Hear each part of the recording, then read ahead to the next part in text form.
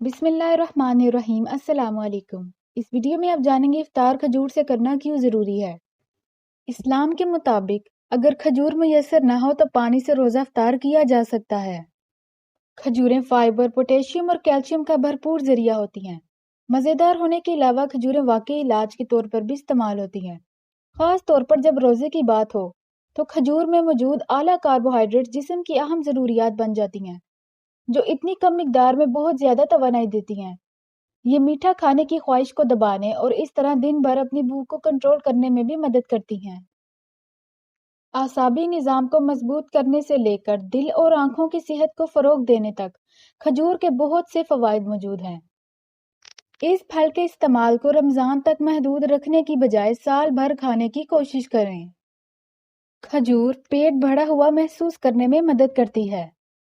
खजूर और मजमूई खुराक को शामिल करने के साथ साथ वाफर मिकदार में पानी पीकर इस फाइबर की मिकदार को सहारा देने से आप अपनी भूख पर ज्यादा कंट्रोल रखेंगे और ज्यादा देर तक पेट भरा रहेगा।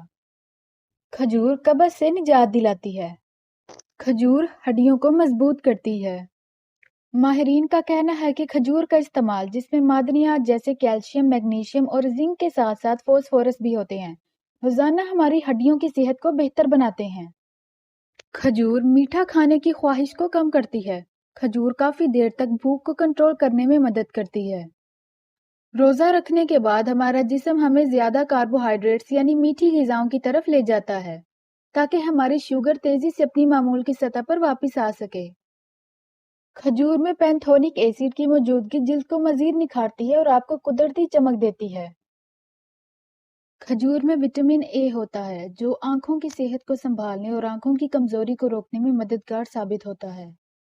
एक तहकीक के मुताबिक खजूर पेट के कैंसर के खतरे को कम कर सकती है। अगर आपको ये वीडियो पसंद आई हो तो चैनल सब्सक्राइब करें, वीडियो को लाइक करें और कमेंट में ज़रूर बताएं कि आपको ये वीडियो कैसी लगी।